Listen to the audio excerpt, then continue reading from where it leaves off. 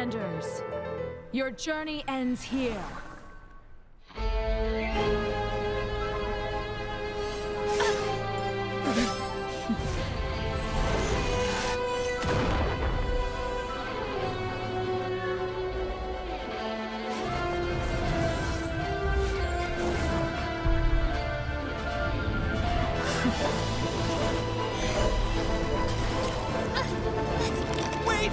Give my sister back!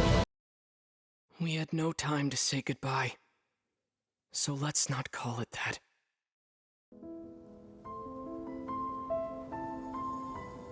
The war has already begun. It is just a continuation of past battles.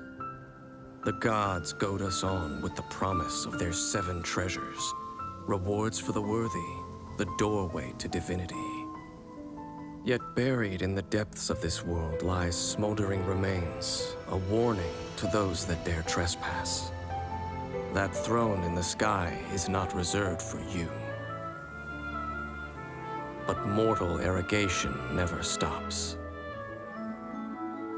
None will escape the flames. See for yourself.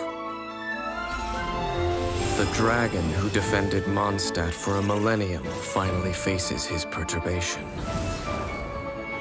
What does freedom really mean when demanded of you by a god?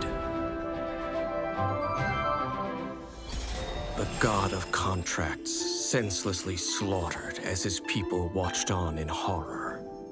In the end, he will sign the contract to end all contracts. In the secluded land of the immortal Shogun, the Bakufu rules eternal. But what do mortals see of the eternity chased after by their god? The god of wisdom's enemy is wisdom itself, and the oasis of knowledge is a mirage in the desert of ignorance. In the city of scholars, there is a push for folly, yet the god of wisdom makes no argument against it. The god of justice lives for the spectacle of the courtroom, seeking to judge all other gods. But even she knows not to make an enemy of the divine. The rules of war are woven in the womb. The victors shall burn bright, while the losers must turn to ash. When the god of war shares this secret with the traveler, it is because she has her reasons. She is a god with no love left for her people, nor do they have any left for her. Her followers hope only to be on her side when the day of her rebellion against the divine comes at last. In the perpetual meantime of a sheltered eternity, most are content to live and not to dream. But in the hidden corners where the god's gaze does not fall, there are those who dream of dreaming. Some say a few are chosen and the rest are dregs. But I say we humans have our humanity. We will defy this world with a power from beyond. Now, you who has set foot in this world, your journey has reached its end, but one final doorway remains. Step forth if you have understood the meaning of your journey. Defeat me, command me to step aside. Show me that you are worthier than I to rescue her. Then, the threads of all fate will be yours to reweave. In old Mondstadt transpired the story to be told, where a tyrant ruled. I met a boy not that old. The lyre he played, and for a song he sought. But storm walls blocked blue sky. He was sincerely distraught. I do so wish to see the birds in flight, said he, his strong eyes filling with light. But his voice was lost in the howling wind's churn, for the whirlwind takes and gives not in return. The true sky and songs that cageless soar, were they not wishes worth fighting for? So the boy turned, extending his hand. Let us cast down the tyrant and his walls from this land. The young boy raised then the flag of revolt, and I threw myself into freedom's tumult. Victorious were we who fought to be free. Gods fell, winds whipped, nations shook violently. In the smoke, a despot met his doom, and we watched as his great tower fell none too soon. Mondstadt began anew, the story passed down, and since then never has another worn its crown.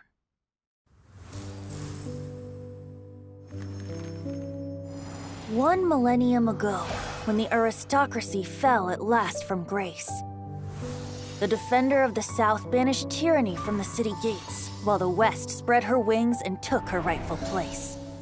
The wanderer in the North settled with the Wolven race. As the four winds blew, to all corners they flew, but much was to be done to build Mondstadt anew. The animal god called on them, each one in turn. First their leader, the West Wind, though he found himself spurned. The Lionfang Knight was less than impressed. I've no time to join you and sing, dance, and jest, for you see to these three while I handle the rest. Next did he track down that leader of wolves. Asked him to tame his most unbridled of souls. The wolf leader growled he would not be contained. Do not lecture me, bard, you who are the least restrained. So the animal god implored the friend he'd known first to blow the ice from the face of the earth, that verdance and freedom could once more be birthed. But the dragon had known his bard god friend too long. He would not share the work, but dictate it through song.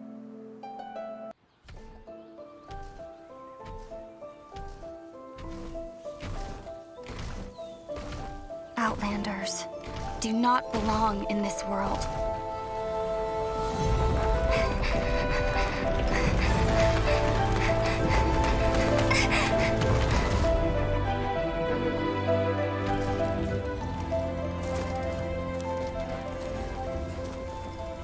One day, this journey will reach its end.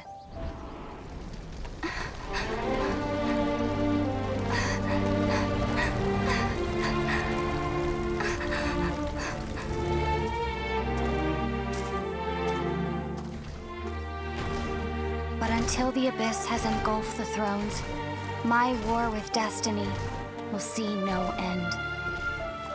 Your Highness, our plan to weaponize the dragon has been impeded. By the Animo Archon, he rises again for the dragon's sake. No, not the Archon. We were well prepared for his interference. Regrettably, Your Highness, the issue is your brother. Outlander, your journey ends here.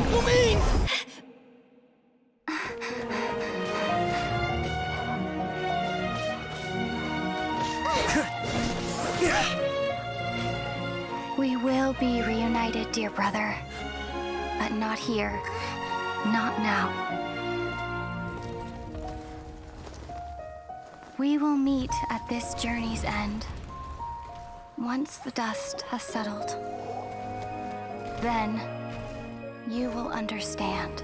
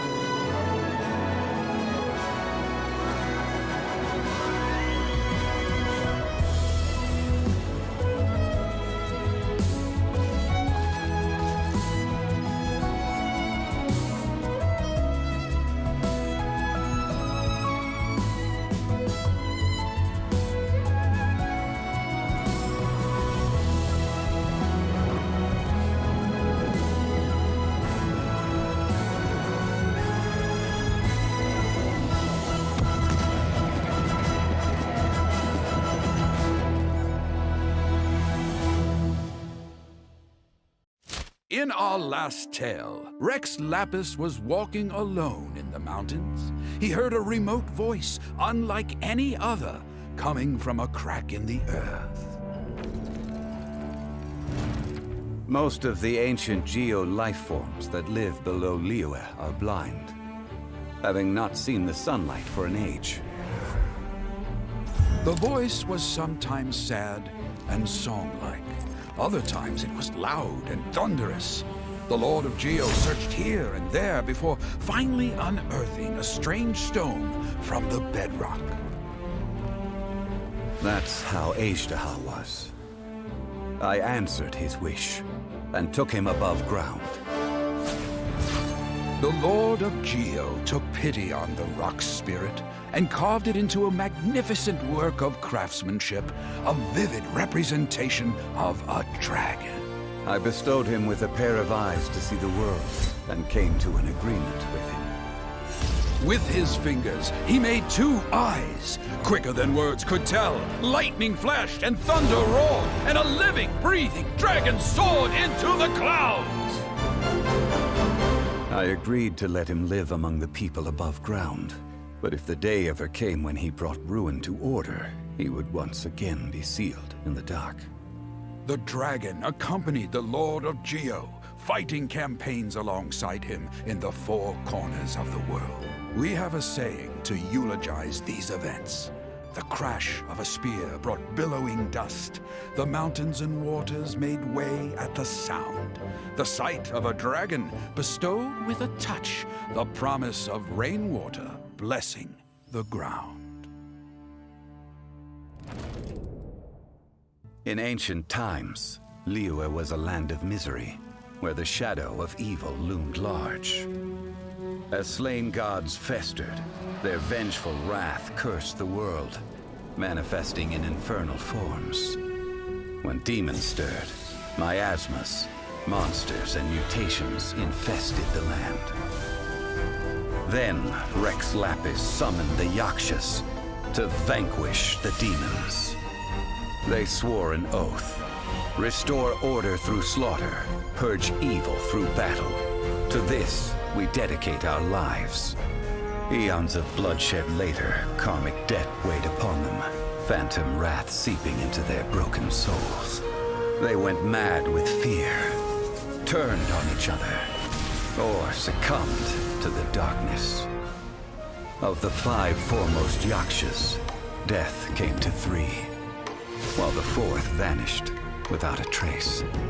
In the millennia since, one conqueror of demons remains the sole surviving Yaksha in the mortal realm. And only on moonlit nights, in the glow from Guyon, and in the sound of the Dihua flute, is his memory preserved. He was once a good friend of mine. One day he asked me about a sword art of which he had heard, the Musono Hitotachi. I told him it can only be witnessed when divine punishment is administered. It is the pinnacle of the Raiden Shogun's skill, a symbol of ultimate power. But he replied, there must be one who can withstand it. There will always be those who dare to brave the lightning's glow. Then, the Vision Hunt decree arrived. People's aspirations were stripped away as the Raiden Shogun began to construct her ideal of eternity. While I was fleeing from place to place, I heard that my friend had challenged the Vision Hunters to a duel before the throne. A solemn yet brutal challenge. The defeated face divine punishment, while the victors gain a second chance. Perhaps he thought he of all people should make a stand.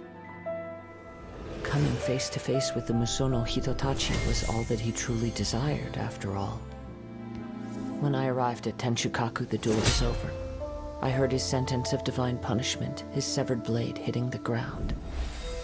Perhaps that was the glory he had yearned to witness. In his last moments, what expression was on his face? Before I knew it, I had stepped forward and snatched the dying vision and was running from the scene. All I knew was that I mustn't let his hope, which burned so brightly, become buried among the ice-cold statue of a god.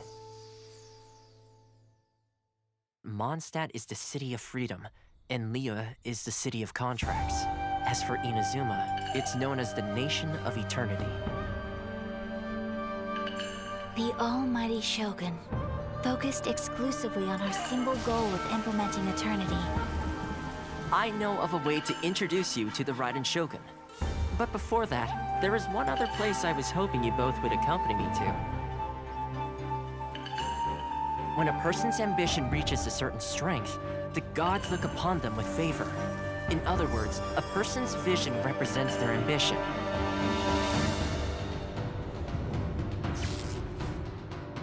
It must be a possession, right? I see. That reminds me. It seems that his vision was recently confiscated. It's just like that feeling of emptiness. The feeling that something is missing. For to be stripped of one's vision is to be stripped of one's ambition. As one who is thrown into the sea, though he fights back desperately against his predicament, it does nothing to prevent his descent into the depths.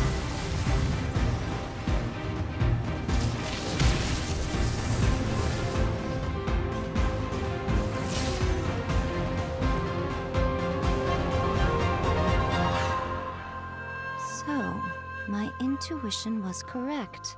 The wind that blows from afar carries fresh life to these shores.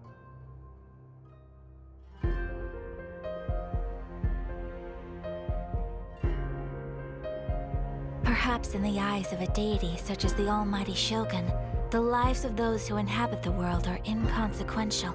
At present in Inazuma, in the name of the Vision Hunt Decree, the people's aspirations are being senselessly trampled underfoot. Thus, we cannot remain indifferent to this situation without also remaining indifferent to our own fate. Now, it is time for me to honor my word!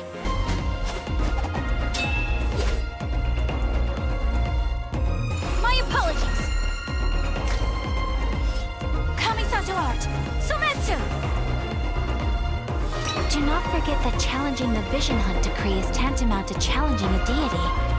When you are ready, go to Hanamizaka and look for a fireworks shop run by the Naganohara family. There, you will find someone who can help you. Allow me to introduce myself. I'm doing Mystic Reprise! Great to meet ya!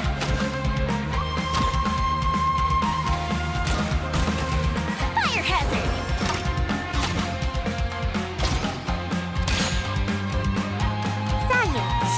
At your disposal. Way to go! Ninjutsu! In addition to us, there is also the resistance on Watatsumi Island. Many who have lost or fear losing their visions have rallied together under Sango no Miya on Watatsumi Island to form a resistance group. Remove all threats to eternity! By order of the almighty Shogun! Adopted daughter of the Kunju clan of the Tenryo Commission. She's also a general in the Shogun's army. The resistance never betrays its own. A ceremony, you say? Why would such a task be left to the Tenryo Commission? The wait is over, my comrades!